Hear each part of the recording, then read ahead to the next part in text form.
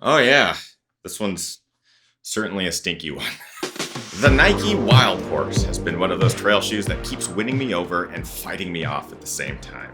Its evolution has been a wild ride of bold changes, interesting design choices, rugged simplicity, and confusing complexity.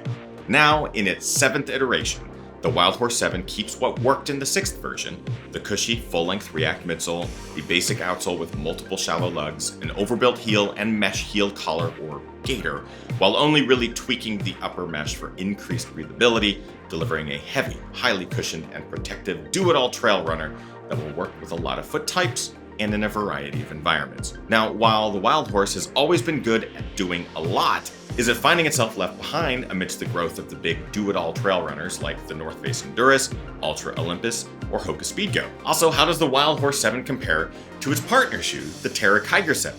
Review also dropped today. You might want to check that out. Well, we're going to find out in today's review. Sit back and enjoy.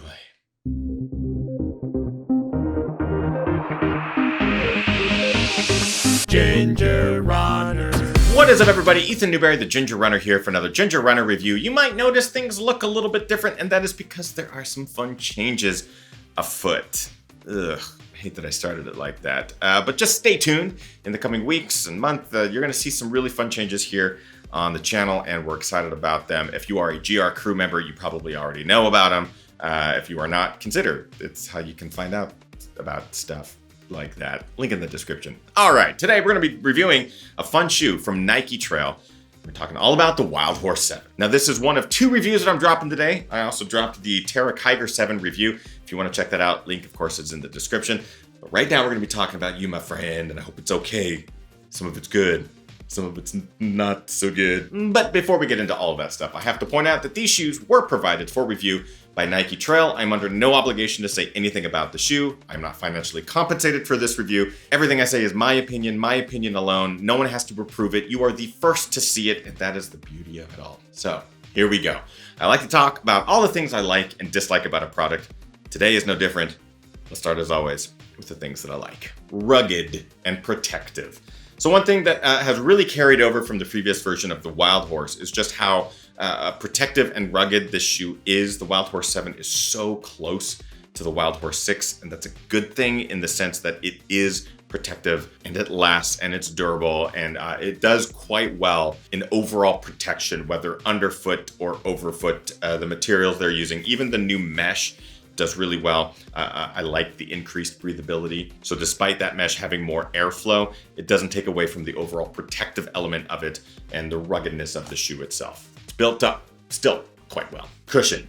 So this is sort of what sets this shoe apart from the Kiger 7, is that it has more cushioning underfoot, more React foam. What I really love about the implementation here in the Wildhorse and Wildhorse 7 specifically is that you still have ground feel. I just did a good double-digit run in the shoe today, and I just was like, man, you know what? I'm really enjoying the fact that the shoe is protective, the shoe is cushioned and soft, but I don't feel like I'm so high off the ground that I'm not feeling what's underfoot. So you're still getting a good sense of ground feel while maintaining a high level of React cushioning, which is great. Slipper-like. So this is something that I would certainly apply to both the Wildhorse and the Kiger. I don't think I actually mentioned that in the Kiger review, but I would say that it is true. Both shoes feel kind of like slippers. Like you slip them on, you tie them down. They don't feel overly tight, which could be a detriment in some technical situations, but they just feel soft and they wrap around your foot in a way that makes them feel kind of like slippers. They sort of disappear, which is kind of a nice sensation, specifically the Wildhorse 7. The ankle collar being what it is with this built-in gaiter and the new mesh across the midfoot and forefoot there. It's a fun feeling. That in combination with the cushion underfoot, I think a lot of people like these shoes because they do feel good on your foot. They're not fighting you like a slipper. You get what I'm saying. That being said, it is not all TikTok dances and chocolate fountains. There are a couple of things that I dislike about the Wildhorse 7. Let's get to those now. Grip! And this is my dislike with the Kiger as well. And this is a dislike I feel like I've carried over from every Nike Trail shoe to some degree. And that is the grip just kind of sucks. There's a lot of lugs, a lot of small lugs. If you're running on dry surfaces, They're great, especially with this lug system. Unlike dry, buffed out trails, it works really, really well. But the second you get into inclement weather, mud, wet rocks, wet roots, these things are like ice skates. They just want to go all over the place. It's a dislike I have for both the Wildhorse and the Kiger because I think they're just using the same rubber compound and I just don't think it's great. I'm going to call it out. Stability. So one thing that I've really noticed with the Wildhorse over the Kiger, with this added stack height and the sort of round bubbleness of the shoe, especially around the heel, stability is lacking. I find my foot really wanting to kind of roll around and there's not a lot of security or confidence in foot placement. It just doesn't feel as stable as I would hope. I think they've been working on this with every new version. I just am finding it feeling a little sloppy underfoot from time to time, especially when you're really wanting to bomb it downhill. It gets a little loosey-goosey. Fit, similar dislike to what I had with the Kiger 7.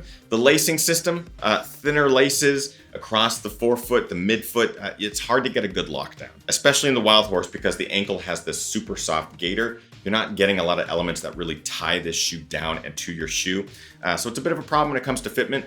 You're going to have to relace them probably multiple times on a run, and that's just something you're going to have to get used to get a good, proper fit, fun fit in this shoe. And finally, that gaiter.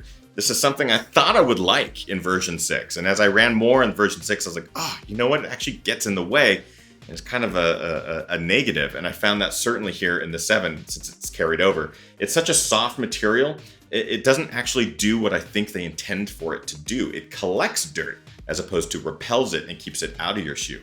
If you have any sort of sock that comes out of the gaiter or out of the ankle collar itself, this gaiter just wants to catch all the little elements of dirt and rocks and gravel and stuff and just holds onto it. It doesn't have a proper seal around your ankle, so I have more problem with the gaiter than I do positives. Bummer. But that is it for my dislikes for the Wildhorse 7.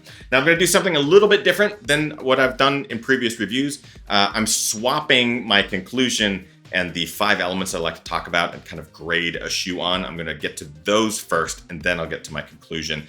You'll get used to it. We're going to do this now in all the reviews moving forward. So getting more specific with the shoe, I have 5 judging criteria that I like to talk about. That's the build quality, the comfort, the fit, the price, and the looks. Starting with build quality. One thing I really have enjoyed about Nike Trail shoes is that they are built pretty damn well. Something that I wasn't expecting early on in these versions of trail shoes, but they have held up year after year, and the new version, 7th version of the Wildhorse, certainly does as well. I really just want to call them out on the lacing. I think that the laces are too thin, they're too short, and the whole lacing system here, the materials that they're using, doesn't quite dial in that fit. And the gaiter material, could do without. New mesh is nice and breathable, so that's a good thing. Comfort. The React foam, I'm such a huge fan of the React foam. I think I've talked about that in dozens of reviews. These shoes are super comfortable underfoot. Like I said, these are going to be super good for long runs, short distance runs. It is kind of a do-it-all shoe in the sense that it can get you through a lot of different conditions. Fit, this is where most people are probably going to have the problem with the shoe. Across that midfoot, the lacing is going to require some adjustment. The ankle going to require some additional lacing elements up here and just some additional lockdown. It's a bit of annoying and was really my only gripe through fitment. I think the wide forefoot is there, so that is an accommodating fit up in the front. Price at $129? I think that's a pretty good price point. It's $10 less than the Kiger 7. It's a lot more shoe, but I do think the Kiger is a better deal. Just better bang for your buck because of the stability issues and the grip issues and the heaviness. Looks, I'm a big fan. Maybe not of this colorway, but overall Nike does such good looking shoes. Their designers are just, the designers are amazing. I don't know, I've just always been a fan of Nike design. This is no exception. This colorway is, let me take that back. This colorway is the exception. Not a huge fan, but the other colorway version of this and the Kigers are amazing. So yeah, I'm a huge fan of Nike's design. There's no shame in that.